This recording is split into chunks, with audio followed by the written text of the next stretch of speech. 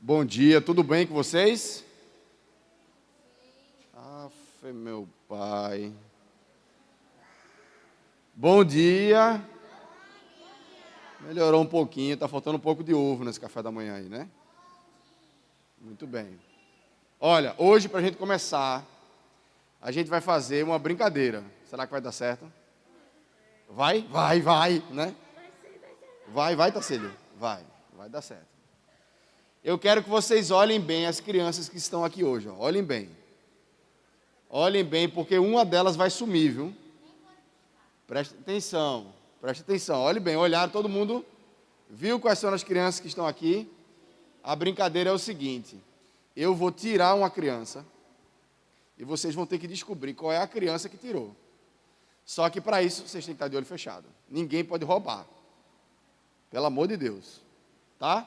Então vamos lá. Todo mundo fecha o olho. Fecha o olho, de verdade. De verdade. Tá certo? Todo mundo de olho fechado, olho fechado. Pronto, pode abrir. Qual foi a criança que sumiu? Já sumiu. Hã? E Cadu? E cadê Cadu? Cadê? Na sala? Tá não. Vê onde ele tá. Muito bem, olha aí, ó, tá vendo? Vocês são menino, muito bem, viu?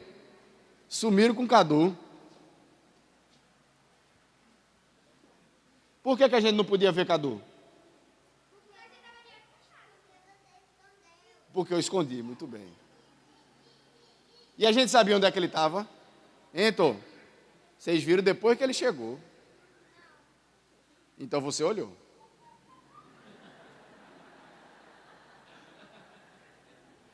Né? Agora deixa eu fazer uma pergunta. A gente consegue se esconder de Deus? Por que não? E se a gente for para um lugar, ele vê tudo? E se tiver muito escuro? Ele vê no escuro, tem visão noturna, Deus é. Tem. E quando a gente faz alguma coisa que não agrada a papai do céu, mas papai e mamãe não vê, está resolvido? Eu estava vendo, mas quando eu estava vendo a luz da laranja, eu estava vendo a laranja quando ficou escuro, mas eu fiquei com medo. Quando estava vendo a luz, estava tudo certo, não foi, Chloe? Quando apagou, ficou com medo. Mas Deus está com a gente até no escuro, não é verdade? Mas o João ficou sentado na cadeira que tinha um ventilador e aí deu certo. Deu certo, João salvou a história. Muito bem, João. Ajudou sua irmã, tá ótimo, viu, João? Então, olha, não existe nada que a gente faça que Deus não que veja. Tem hora que a gente acha que só porque a gente fez uma coisa errada e não aconteceu nada, que está tudo certo. Não é verdade? Não aconteceu nada. Papai e mamãe não descobriu. Não conta para papai e mamãe. E a gente acha que está tudo certo. Só que a gente pode conseguir esconder a coisa do irmão da gente? Pode? Do irmão, rapaz. Do irmão, sim. E do pai, a gente consegue esconder? Às vezes dá certo, às vezes não dá certo. Nenhuma vez dá certo, viu? Não, esconder nunca dá certo. Está sempre errado, Gustavo. Entendeu? Então, às vezes a gente consegue esconder e às vezes a gente não consegue. Mas de Deus... Está na brincadeira de esconde-esconde. De esconde-esconde pode esconder. Mas de Deus a gente não consegue esconder. Deus tem os olhos dele sobre toda a terra. Ele vê o futuro e ele está coordenando, ele está mandando no mundo todo. Ele sempre vai saber o que vai acontecer antes de acontecer. É verdade, Deus sabe isso. Diga, meu amor. Meu pai disse que depois de me esconder na árvore, ele caiu e ficou todo escuro e ficou aceso. Pronto. Se escondeu, ficou tudo escuro, depois ficou tudo aceso. É isso mesmo. Vamos fazer uma oração para papai do céu.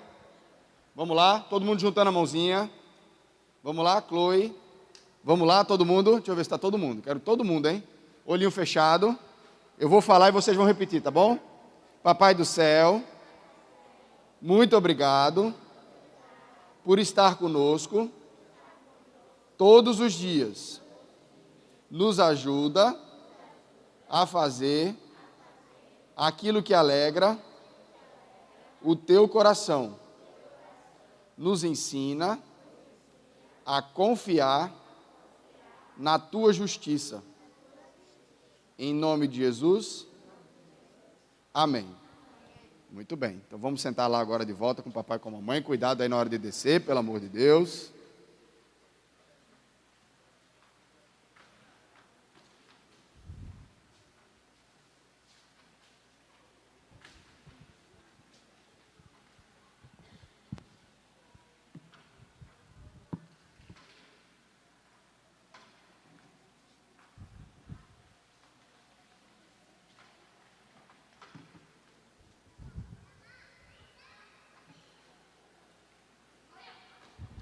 A criança que nunca pulou desse palco não sabe o que é infância.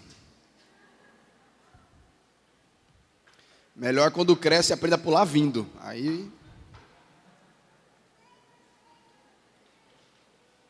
Aí tem muitos adultos que ainda estão nessa. Muito bem. Você já teve a sensação de que o mundo está perdido? É a sensação de que a gente olha, vê todas as notícias, todas as coisas e parece que o mundo, ele está perdido. Que a gente começa a se perguntar de onde vem tanta maldade. Deus me deu o privilégio, a oportunidade, desafio de viver durante 8 anos na ilha de Fernando de Noronha. E lá a gente estava livre de uma série de problemas, né, que geralmente são comuns à cidade. E eu lembro de um rapaz que eu conversava muito com ele, que ele dizia assim para mim: pastor, eu não consigo morar em Recife mais não. É muita pobreza, é muita violência, é muita maldade que eu vejo na cidade. E muitas vezes o nosso coração, ele se desespera, porque a gente não enxerga a justiça e não sabe para onde correr, quando a gente vai se ver cercado dessas coisas. O Salmo 10, que é o texto que nós vamos refletir nessa manhã, é uma rica instrução, eu creio, que para toda a humanidade. Porque quando nós falamos sobre maldade, a gente enfrenta esse problema desde a entrada do pecado nesse mundo. Os primeiros irmãos que nós temos registrado na palavra de Deus, Caim e Abel, um matou o outro, depois do pecado. E aí você vai poder ler a sequência a partir dali do capítulo 3 de Gênesis e ver quantos problemas a maldade trouxe e vem trazendo a nós nesse mundo. Eu creio que é um tema muito difícil de discorrer. A origem da maldade, a causa, as consequências, as soluções. Se nós formos para o livro de Jó, a gente vai ver que essa discussão já estava lá. Qual é a origem do mal, qual é a origem do sofrimento, quais são as suas razões, as suas causas. Então nós estamos entrando hoje numa discussão que ela já é milenar, tem milênios aí de discussões, né, de pensamentos, e não é fácil. Mas eu creio que hoje nós vamos poder recorrigir as nossas lentes, que essa é a temática do nosso ano nas pregações pela manhã, recorrigindo as lentes, porque os salmos nos ajudam a ter uma cosmovisão, uma leitura de mundo de uma maneira diferente, mais bíblica, e ainda mais misturando nisso um elemento que é super difícil de ler, que são os nossos sentimentos. Então, que Deus nos ajude a de fato compreender o texto nessa manhã, para podermos viver nesse mundo manchado pelo pecado. Vamos abrir nossas Bíblias no Salmo capítulo 10.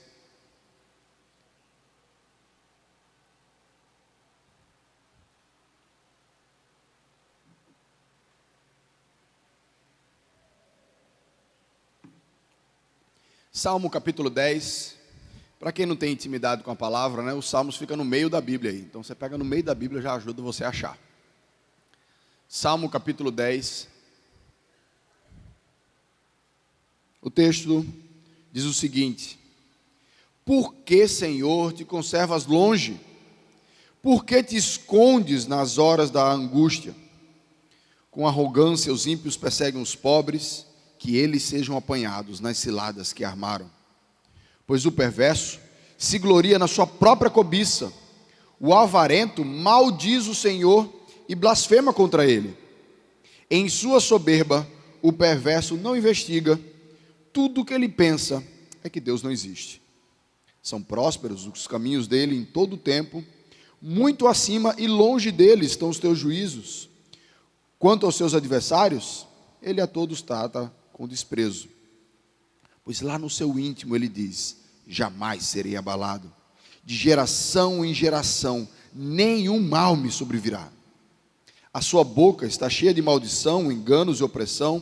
Debaixo da língua ele tem insulto e maldade. Põe-se de tocaia nas aldeias, trucida os inocentes nos lugares ocultos. Seus olhos espreitam o desamparado.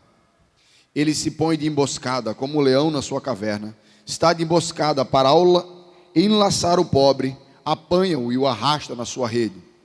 Abaixa-se, rasteja, e nas suas garras caem os necessitados.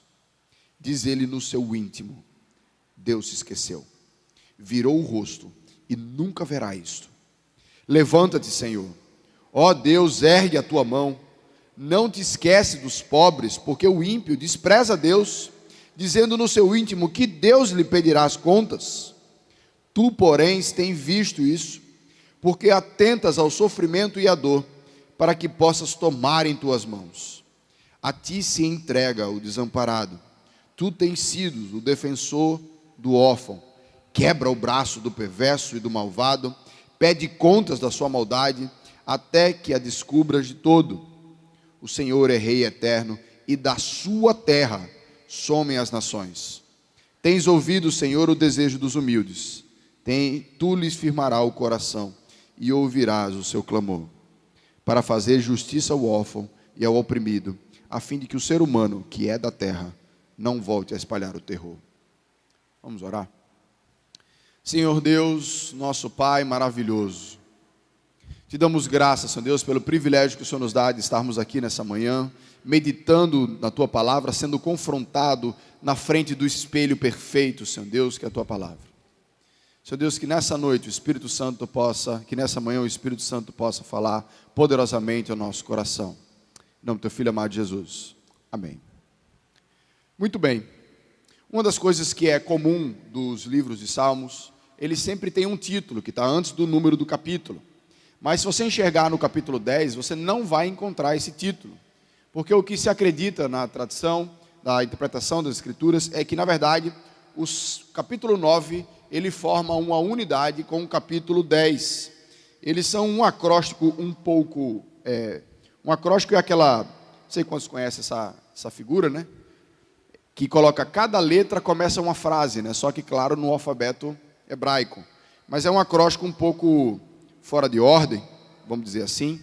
Mas o capítulo 9 com o capítulo 10, eles formam uma unidade. Então, a gente não pode interpretar o capítulo 10 sem o capítulo 9. E no capítulo 9, na pregação do reverendo Rodrigo, na semana passada, nós vimos que Deus é entronizado. Deus é colocado sobre o trono, acima de todo o mundo. E essa é uma linguagem, é uma figura que nós vamos ver repetir muito nos Salmos. E como é importante ao nosso coração sempre se lembrar da soberania de Deus sobre todas as coisas. O trono de Deus, o lugar de Deus é para onde nós precisamos olhar em meio ao caos circunstancial que muitas vezes nós nos vemos circundados. E Davi, parece que ele já começa rasgando, mas na verdade ele está no meio do texto. Ele ponderou no capítulo 9 sobre quem Deus é, e de repente, quando ele se lembra dos homens que estão cercando, dos homens que estão ao seu redor, ele irrompe numa pergunta. Ele irrompe no anseio do coração de dizer: Senhor Deus, por que o Senhor está longe? E por que parece que o Senhor permanece assim? E muitas vezes, quando Deus demora para agir, porque Deus não demora para agir, nós temos a sensação de que Deus está longe. Não é a realidade, mas a sensação do nosso coração é essa. quando Deus não fala, quando Deus não responde, quando a circunstância não muda, a sensação que bate na nossa alma é que Deus está e se conserva longe de nós. Se Deus estivesse longe de Davi, ele não estava nem orando. Para que orar? Para alguém que está longe. Então, o que o texto está revelando é um conflito que muitas vezes está muito presente no nosso coração. A nossa fé nos ensina que Deus está perto e por isso a gente fala com Ele, mas as circunstâncias nos dizem o contrário da nossa fé, que nos faz ter a sensação que Deus está longe. E aí é que gera o conflito.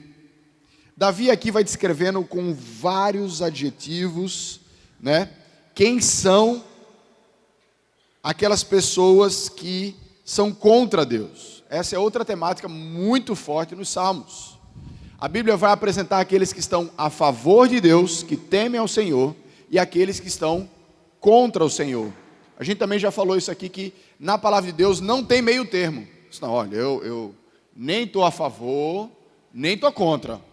Eu estou aqui neutro com o Senhor. Isso não ocorre. Então, Davi fala aqui sobre o perverso, sobre o avarento, sobre o ímpio, sobre o malvado. Todos esses adjetivos estão se referindo, na verdade, ao mesmo grupo, que são aquelas pessoas que estão contra Deus ou alheios a Ele, que não ligam para Deus, não, pode até não estar contra, fazendo militância, né, vamos dizer assim, mas está indiferente a Deus, logo também não liga para o que Deus pensa ou faz. Então veja, eu quero aqui, e o outro lado, que é o lado daqueles que temem a Deus, na circunstância está sendo colocado como aquele que sofre, como o pobre, o desamparado, o necessitado, o órfão, o humilde, o oprimido. São aqueles que servem a Deus, mas por conta da maldade daqueles que não servem, sofrem por conta da maldade deles. Aqui eu quero começar descrevendo para você que o mundo está cheio de pessoas más, e muitas vezes nós temos atitudes dessas pessoas. E eu quero descrever isso porque o Salmo passa uma boa parte do Salmo está descrevendo essas pessoas que nós vamos conseguir nominar com muita facilidade. Sejam personalidades do nosso mundo, sejam pessoas da nossa volta, ou sejam aspectos do nosso coração. Sempre quando a gente lê Bíblia, a gente sempre tem a tendência de ler para os outros, né? Não sei se você já percebeu isso. Começa a falar disso aqui, a língua é um perverso, a língua é como uma fagulha na floresta. Ah, eu sei quem tem uma língua dessa. Nunca é a gente. Então, meu desafio hoje é que, seja as pessoas que têm sido usadas, né, que estão ao seu redor, que não temem a Deus, e os problemas que elas trazem para nós, fique atento ao que a gente vai conversar aqui, mas fique atento também ao seu coração. Para que nenhuma dessas características também sejam características do nosso coração, que uma vez entregues a Jesus, estão em processo de santificação, então não significa automaticamente que nós estamos livres dela. A primeira coisa que o texto coloca é que essas pessoas, elas são arrogantes, né? Ele coloca aqui já no versículo 2, com arrogância. No versículo 4 ele fala, em sua soberba. A arrogância, meus irmãos, o orgulho, a soberba, é aquele sentimento que nós temos em nós, é quando nós nos levamos acima de outra pessoa. Quando nós nos consideramos acima de outra pessoa, esse sentimento é a prerrogativa da crueldade. Porque se eu considero que eu tenho um valor a mais do que alguém, então o que eu faço a ele não importa muito. Por quê? Porque é uma pessoa de menor valor. Então, se existe algo que caracteriza os maus e aqueles que andam longe de Deus, é esse sentimento inflado de que eles têm valor, que somos poderosos, de que podemos isso.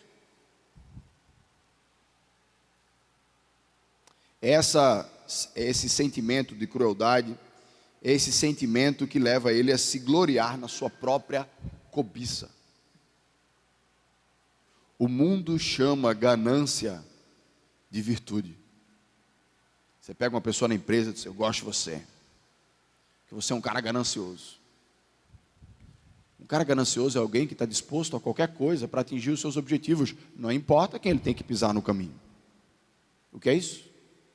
Arrogância, soberba. A Bíblia também nos fala da cobiça desses homens. Esse desejo de sempre querer tudo para si. Amam o dinheiro, querem mais dinheiro, amam o poder, amam o elogio, amam os seus títulos, ama a si mesmo, ama os seus prazeres acima de todas as coisas, acima dos outros. E mais uma vez eu quero alertá-lo.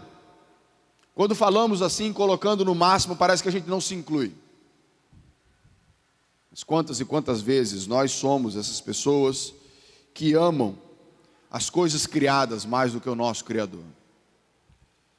Então, as pessoas que amam, que se gloriam na sua própria cobiça, ela não se importa com o mal que causam. Enquanto elas têm sucesso, elas batem no peito e se gloriam daquilo que conquistaram. Elas acreditam que chegaram aonde chegaram pela sua força e pela sua esperteza. Você pode ir numa livraria, seja física ou seja online hoje em dia, né? Você vai encontrar um monte de livro falando como você ser rico, como você ser forte, como você ser isso, como você conseguir ser um bom líder e aquele monte de coisa para dizer como você pode ser acima dos outros. Como você consegue ficar no topo da cadeia.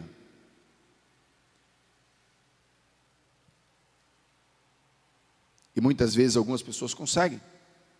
Nós temos vários exemplos de pessoas que saíram do nada e financeiramente chegaram num lugar de muito destaque. São pessoas que acreditam que chegaram ali somente pela sua força e pela sua esperteza. Eles acreditam sim, que eles podem suportar tudo que vier. Se é assim, quem precisa de Deus? Se eu cheguei aonde eu estou pela minha força, pelo meu esforço, o que eu preciso de Deus? E isso leva eles ao pensamento que está no versículo 4. Em sua soberba, o perverso não investiga. Tudo o que ele pensa é que Deus não existe. Essa ideia de que ele não investiga, são pessoas que não estão preocupadas em saber o que é certo e o que é errado. Sabe o que é certo e o que é errado? É o que eu quero. A lei é minha. E essa lei está acima de tudo e de todos. Sabe uma frasezinha que muita gente diz, que está exatamente dentro de não investigar? É quando a gente diz assim, ó, o importante é ser feliz. Quando a gente diz que o importante é ser feliz, o que é que a gente está dizendo? Não importa o que você faça. Se você está feliz, está certo. Meus irmãos, se o nosso Senhor Jesus pensasse assim, ele nem ia para a cruz. Porque eu garanto a você que ele estava angustiado para fazer algo que era da vontade do Senhor. Então às vezes a gente fica ouvindo essa ladainha, essas mentiras que o diabo conta, e a gente vai engolindo aquilo sem processar, sem investigar se aquilo está de acordo com a palavra de Deus ou não. E essas pessoas, tudo que ele pensa é que Deus não existe. Não confiam no poder de Deus, ou então acham que Deus é desnecessário, ou acham que Deus existe para servir ao homem. E aí quando as coisas não funcionam do jeito que eu quero, então Deus não está me ajudando. Se Ele não está me ajudando, então Ele é inútil. Quantas e quantas pessoas entraram em crise com Deus quando a vida saiu do trilho de acordo com a visão dela, circunstancialmente falando. E agora Deus não entra mais. Por quê? Porque Ele não faz mais o que eu quero. Ele virou um ventilador quebrado, que não me refresca mais. Então, para muitas pessoas, Deus não existe. Para outras pessoas, para aqueles que querem seguir a sua própria lei, do seu próprio coração, é melhor pensar que não tem Deus. É mais fácil seguir no caminho da maldade, se a gente acredita que Deus não existe. Essa é a razão por trás de algumas filosofias que existem. Teve um filósofo, que eu não sei quantos conhecem, né? Que ele diz assim: Deus está morto. Se Deus está morto, você pode fazer o que você quiser. Não existe alguém acima de todos. Cada um é seu próprio juiz. Faça o que você quiser. Amanhã ele vai morrer.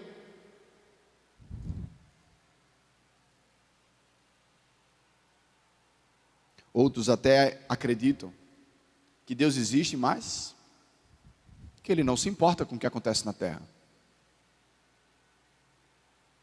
Deus criou o mundo, fez todas as coisas, Ele é o Criador, mas Ele botou o mundo para funcionar e agora é com você, amigão.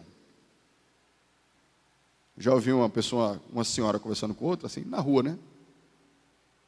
Disse: menina, tu vai falar isso com Deus, é? A outra fez: ainda não. Ela disse: menina, Deus está muito ocupado para ouvir isso tu. Ele está ocupado com as coisas dele lá. Transformou Deus em dono de casa, que está lá ocupado com as coisas dele, que tem muito trabalho. Dono de casa, não estou, né, menosprezando dono de casa, eu estou reconhecendo que ela tem muito trabalho, até porque lá em casa tem uma. E não pode ouvir você agora não, porque ela está muito ocupado com as coisas dele. É melhor a gente fazer as coisas do nosso jeito, deixa Deus lá.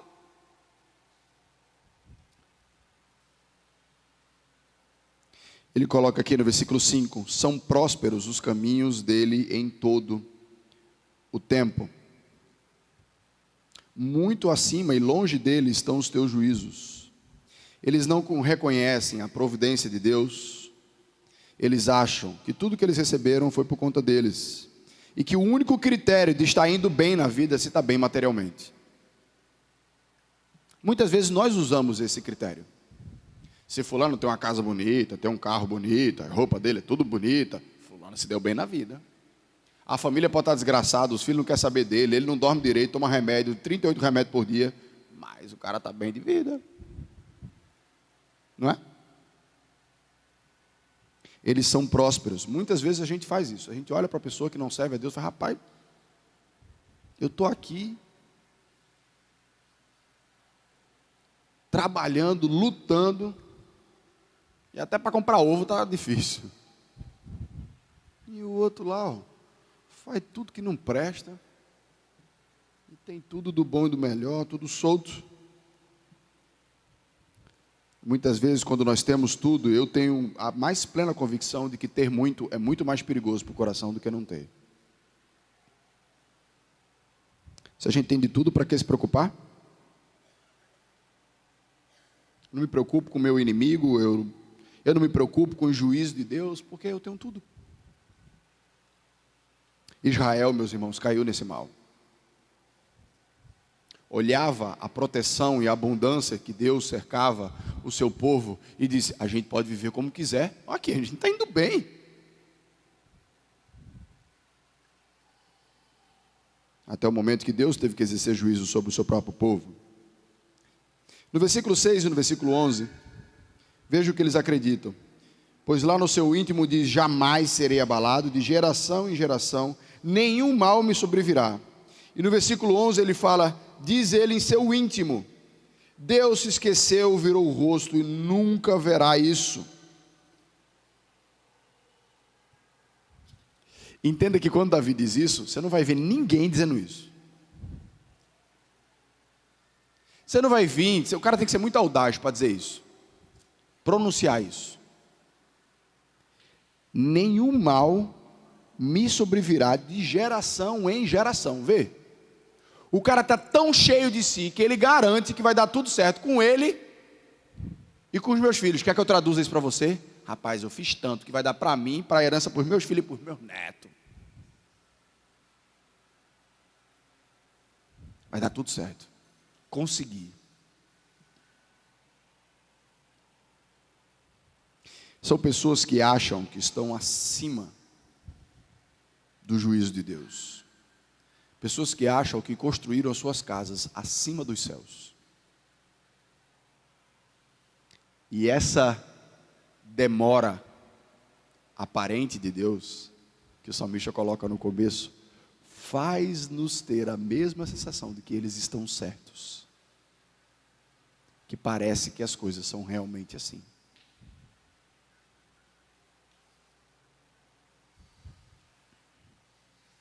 Eu quero contar para vocês uma história que ela é verídica, então preste atenção. Em 1923, já há um tempinho, 100 anos, houve uma reunião com os 10 homens mais ricos do planeta. Nessa reunião você tinha um homem que era o gigante do aço, você tinha alguns donos, alguns banqueiros, né? Um que era dono de uma companhia de gás, outro de uma fábrica de eletrônicos. Tinha um homem que era o gigante da soja, políticos influentes, o líder da Bolsa de Valores de Nova York, né, de Wall Street. E todos esses homens estavam numa mesma reunião. Imagine as conversas que os 10 homens mais ricos do mundo tinham. Sobre suas casas, sobre seus barcos, sobre suas viagens, suas comidas e as coisas extravagantes que esses homens se colocavam. Imagine que você é uma mosquinha nessa reunião. Você chegar na reunião hoje, né? Que é o dono da Amazon, da Microsoft, só os caras ricos lá dentro, é a conversa que rola ali dentro. Os donos do mundo. E você se sentindo uma pessoa, ou até uma mosquinha fora do lugar. Esse rapaz nem como mosca podia estar aqui. 25 anos depois, em 1948, 2 deles morreram sem dinheiro e como fugitivos da polícia.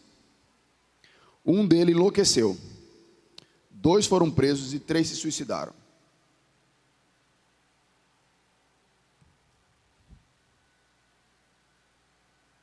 25 anos depois.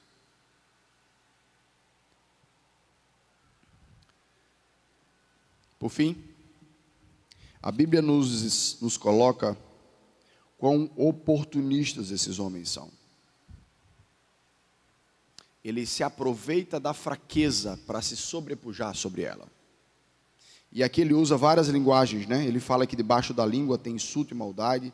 Coloca ele como alguém de tocaia numa aldeia para pegar alguém, como um leão que está esperando um animalzinho fora do bando para atacar.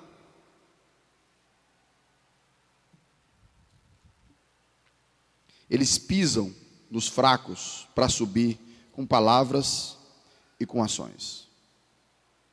Meus irmãos, tudo isso é muito atual. E a sensação que isso parece nos engolir, que nós estamos cercados por essas pessoas, por todos os lados. Talvez até em alguns países mais do que nós. E a sensação é que o mal vai vencer. Mas calma que o texto não acabou. O problema do homem, ele vai além das suas atitudes. O que está de errado com o homem não é só uma questão dos atos que ele tem. O grande problema do homem é o estado do seu coração. A Bíblia nos ensina que o homem está com o seu coração corrupto, está com o seu coração em pedra. Esperar dele bondade, melhorias, é ilusão. Biblicamente falando, é ilusão. Nós, como sociedade, tentamos melhoramos a nossa política, a nossa democracia, vários tipos de governo, império, socialismo, comunismo, democracia, e melhores leis, e parece que não sai do canto. Porque o tempo todo a gente está gerenciando um coração que ele é de pedra. O problema do homem não é o que ele faz, é o estado do seu coração. Enquanto o mundo for desse jeito, nós vamos sofrer com o problema da maldade. Por quê? Porque o estado do coração do homem, nascimento após nascimento, vai ser o mesmo. Mas existe algo que a gente precisa lembrar e pensar.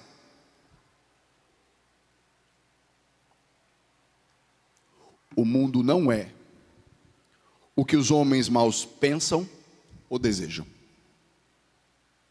Existe um outro lado aí nessa moeda. Da mesma forma que nós vemos que o mundo está cheio de pessoas maus, Davi, no versículo 12, ele quebra essa enxurrada de informações más que está sendo dada sobre as pessoas e vai pesando o coração. É como se ele fosse lembrando de uma situação, de outra, e Senhor Deus, olha como é, olha isso, e aquela situação que aconteceu assim, que ele fez isso, que ele fez assado.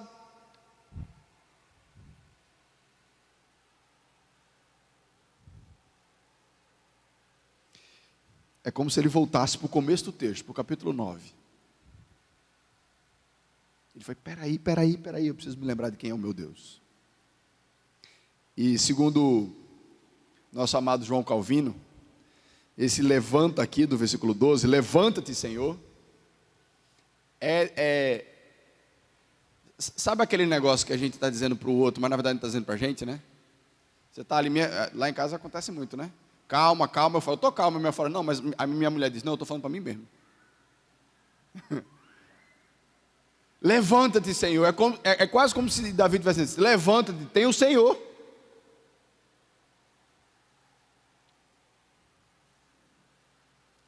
É um lembrete para si próprio de que Deus age, mesmo se no presente nós não possamos ver. Davi aqui nos lembra 4 atitudes de Deus em relação ao mal. A primeira a gente encontra aqui no versículo 12. É que Deus, Ele age, levanta-te, Senhor, ó Deus, ergue a tua mão. Um dos grandes gritos, né, da reforma foi: o justo viverá pela fé. Em muitos momentos nós não vamos ver a ação de Deus, mas nós precisamos crer que nós não temos um Deus de barro, um Deus de pedra. Nós temos um Deus que tem a capacidade de levantar-se e agir, e que Ele não está inerte, que Ele não está parado diante de tudo que está acontecendo.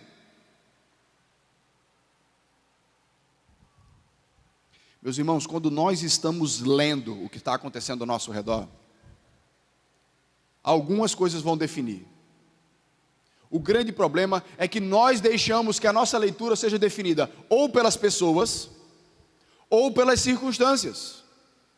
Mas nós devíamos ler as situações à ótica do ser de Deus, do caráter de Deus. Se Deus age, por mais que eu não enxergue Ele agindo, Ele faz, certo, eu não estou vendo Ele agindo, mas a minha fé e a minha palavra me ensina que Ele age, e Ele vai fazer. Então deixa Ele fazer. A segunda coisa está no versículo 14, que foi o que eu quis trabalhar com as crianças aqui hoje de manhã. Tu, porém, Senhor, tens visto isso. O nosso Deus age e o nosso Deus vê. Vê nos dois sentidos. Porque Ele vê a maldade e Ele também vê o sofrimento e a dor. Novamente, nós não temos um Deus de pedra. Deus tem o conhecimento de tudo. Não tem algo que você vai precisar levar a Deus que Ele faz, ainda bem que você me trouxe, eu não estava sabendo. Como é que eu ia agir se eu não estava sabendo? Deus não precisa disso. Diferente do que o ímpio pensa, daquele que não tem a Deus pensa, de que Deus não está vendo, a palavra de Deus nos diz, não é como ele pensa. Eu vejo e estou vendo a tudo. A terceira coisa que a palavra nos coloca é que Deus julga. Versículo 15. Quebra o braço do perverso e do malvado, pede contas da sua maldade. Bora? Venha comparecer diante de mim que eu vou lhe julgar. As pessoas, muitas pessoas acham que não vão precisar prestar conta. Muitas pessoas acham que não vai chegar esse dia. De chegar diante do Todo-Poderoso e falar: agora você não tem como mais fingir que eu não existo. Você não tem como mais fingir que eu não estou vendo. Eu agora vou julgar os seus atos. A justiça de Deus um dia será clara como esse sol. Esse dia pode ser no dia que você morreu ou no juízo final, que aí vai ser para todo mundo. Mas a justiça de Deus não vai ficar com essa dificuldade de enxergarmos para sempre. Meus irmãos, aprendam uma coisa. Deus é quem mais se preocupa quando a maldade é feita. A Bíblia nos promete que Ele quebrará o braço do perverso. Por quê? Quebra os braços de alguém para tu ver o quanto ele consegue fazer sem os braços. E por fim o texto nos coloca a última questão sobre Deus. Tens ouvido, Senhor, versículo 17, o desejo dos humildes. Tu lhe firmarás o coração e ouvirás o seu clamor. Não confunda a ação não imediata do Senhor com surdez. Coloque seu coração diante de Deus, Ele lhe ouve. Está aqui prometido que o nosso Deus, Ele age, tudo vê, tudo ouve e a tudo julga. Meus irmãos, eu quero terminar dando a vocês rapidamente algumas implicações práticas, fora algumas que eu já coloquei durante a exposição do texto, sobre essa dualidade, né, esse conflito entre um mundo de maldade e um Deus justo que governa todas as coisas. A primeira coisa é cultivar o temor a Deus. Nós não devemos ser como os maus e achar que nós estamos acima do julgamento de Deus. Quando você pensar no julgamento de Deus, tema esse dia, porque diante de Deus nenhuma das nossas justificativas ou razões ou desculpas vai colar, porque não vai colar. Somente a realidade vai prevalecer nesse dia. A segunda coisa é que esse texto nos lembra algo muito importante para a nossa vida, que nós precisamos olhar para Cristo, porque sem Jesus Cristo nós estamos inteiramente dentro dessa descrição. Sem Jesus Cristo nós estamos debaixo desses juízos que virão sobre aqueles que não temem a Deus. Então, em Cristo Jesus é que o problema do estado do coração do homem é verdadeiramente tratado. Porque Cristo tem a capacidade de transformar um coração de pedra em um coração de carne que bate segundo ou que deseja a vontade do seu Senhor. É em Cristo Jesus que nós vamos ganhar força e conhecimento, compreensão para entender essa palavra e crer nela. Porque nós não temos força dentro de nós para lutar contra o perverso. Precisamos estar unidos, vinculados a Deus, e isso só ocorre mediante Jesus Cristo. A terceira coisa é que você não pode se corromper. O mal à nossa volta não é desculpa para nós, para agirmos com maldade também. É difícil. Jesus nos ensina a fazer o bem a quem nos faz o mal, a amar o nosso inimigo, porque existe um sentimento de justiça,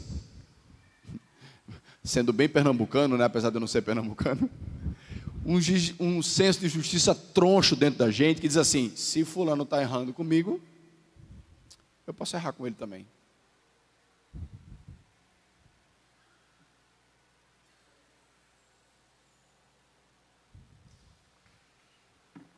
A maldade do outro não é justificativa para a gente errar.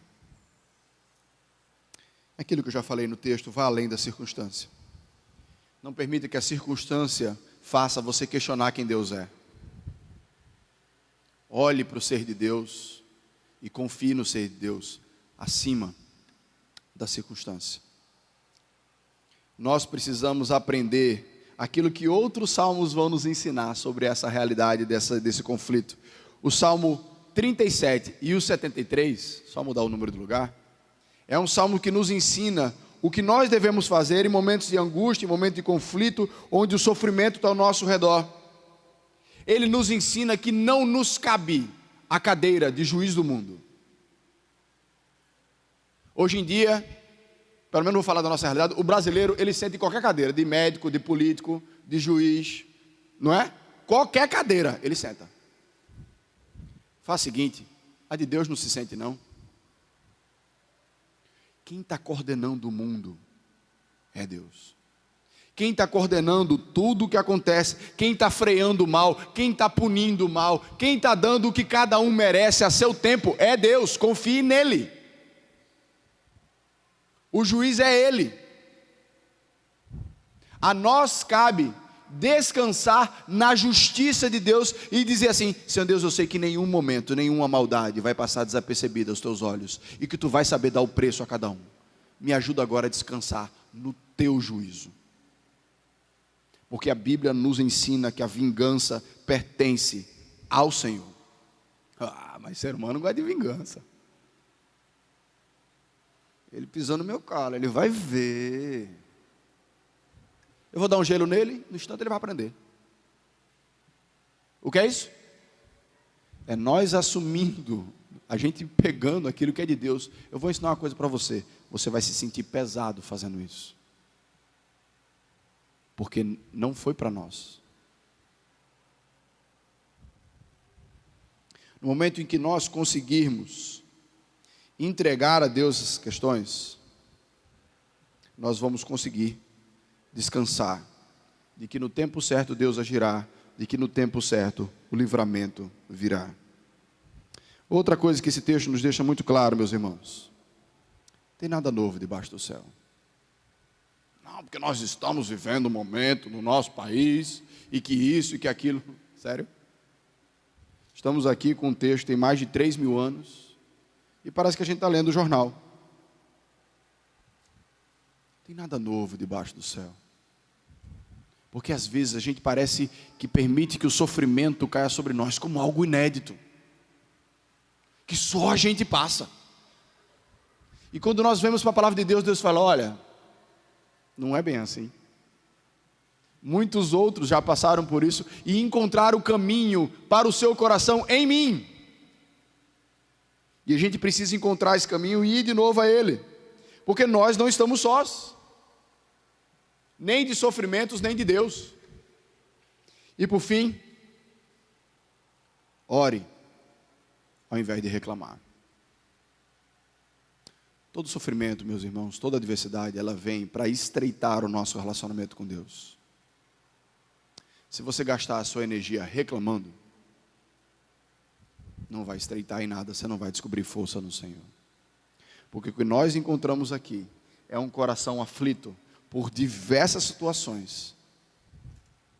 E Ele está colocando isso diante do Senhor em oração. Para que constantemente seja pregado ao seu coração quem é o seu Deus. Porque só nele nós vamos encontrar o nosso descanso. Vamos orar? Baixe sua cabeça.